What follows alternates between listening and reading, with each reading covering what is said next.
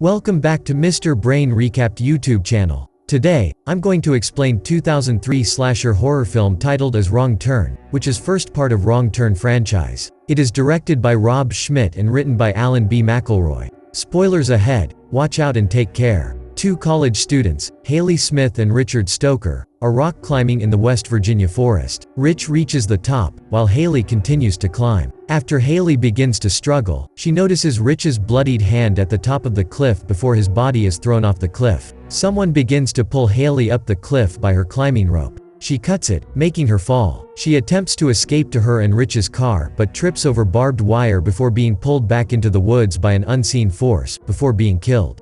Chris Flynn, Desmond Harrington, a medical student, is driving through the mountains of West Virginia on his way to a job interview. Due to a chemical spill in the road ahead, he is forced to take a different route. He stops at an old rundown gas station and meets an old man. The old man is not helpful, but Chris views a map detailing another possible route that heads straight towards the city to which he needed to go. Chris decides to take the road, and as he is driving he crashes into a Range Rover stranded in the middle of the road. The car belongs to a group of friends on a hiking trip. Jesse Burlingame, which happened to be the name of protagonist in Stephen King's 1992 horror novel Gerald's Game, Carly Newman, her fiancé Scott Corby, and a couple, Evan Ross and Francine Childs. Jesse finds a piece of barbed wire in the area that was tied to a tree across the road after their tires were punctured. Jesse, Carly, and Scott go to the woods to find help. Chris joins them, while Evan and Francine stay with the cars. After Evan and Francine partake in a round of some funky oral sex, Evan starts to fix some luggage, before hearing a strange noise and goes to investigate.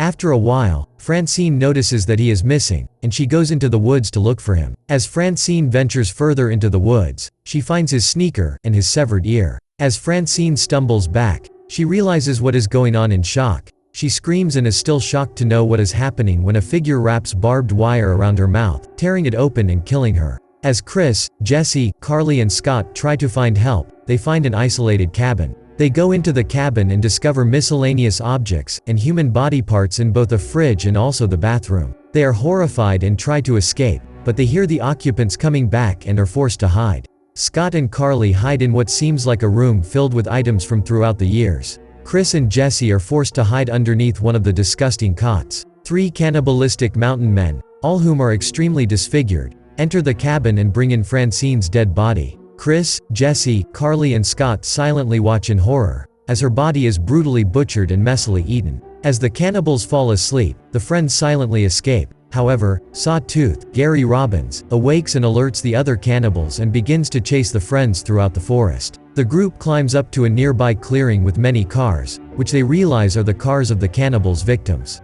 Chris makes a diversion and is shot in the leg. Scott saves him by using himself as a decoy, allowing Jesse and Carly to steal the killer's truck. Evan is found dead, so Chris gets into the truck, and the friends drive down a path close by trying to find Scott. Carly sees Scott in the forest. As Scott starts to make his way towards the truck, he is shot 3 times in the back with arrows and is killed. An arrow almost hits the friends in the truck, although soon Chris urges to drive away and don't stop. The cannibals pick up Scott's dead body and take his dead carcass away. Chris, Jesse and Carly hit a dead end in the road and have to continue on foot, comforting Carly about her loss. They find an old watchtower and begin to climb up, and find a radio and use it to call for help, but do not get a response. Later they see the cannibals, who are armed with torches and reaching the foot of the tower. The radio starts responding to their call, alerting the cannibals. Carly tries to make an urgent response but is interrupted when Three Finger, Julian Richings, tries to climb into the tower. Three Finger tries to get through the panel on the floor of the tower but is stomped on by Chris. The cannibals then set the tower on fire. Chris, Carly and Jesse escape by jumping out of the window into a nearby tree. They begin to climb up, but Three Finger starts to climb up a tree near them. Chris and Jesse begin to climb higher as Carly stands on a branch, too afraid to climb further. Chris and Jesse make it to another tree, but Three Finger sneaks up behind Carly and chops her head in half with an axe and her body falls through the trees,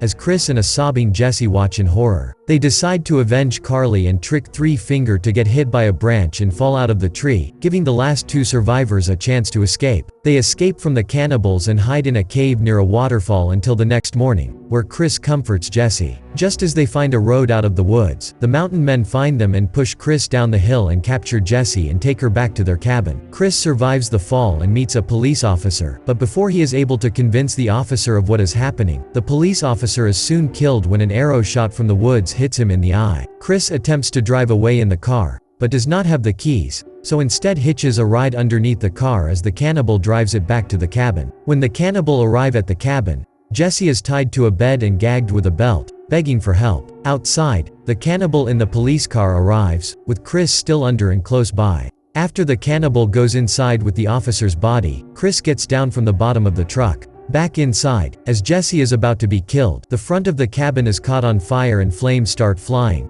Soon the front area and the front door is smashed through by Chris, who is now driving the officer's car. He drives straight into the cabin and smashes into one eye, and the cannibal is pinned under the police car. When Chris unties Jesse, he is attacked by Sawtooth. Jesse shoots Sawtooth in the back of the neck with his own bow and arrow. Jesse and Chris also fight Three Finger, and finish him off by hitting him with an axe straight into his body. Chris and Jesse notice that the cannibals are still stirring and are alive, and Jesse and Chris quickly go outside. Chris has only one shotgun shell left, which he shoots at the police car's gas carton, blowing up the cabin with the cannibals still inside. Chris and Jesse, driving the cannibals' own truck, stop back at the gas station. Chris, badly injured, gets out of the truck and takes the map to the road, which leads to the cannibals' cabin, so no one will ever go into the woods again. Chris gets back into the truck, as Jesse drives down the road, and the credits roll. The credits are interrupted by a scene showing a deputy sheriff investigating and picking over the remains of the destroyed cabin. Three Finger, who survived the explosion, comes up behind the deputy officer. The deputy turns to see a shadowy figure holding an axe, and then Three Finger's face is visible as he nods and hollers. The scene fades to black and his insane laughter is heard, as the credits continue to roll.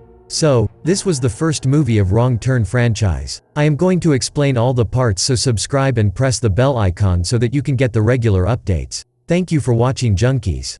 We'll see you next time. Bye bye.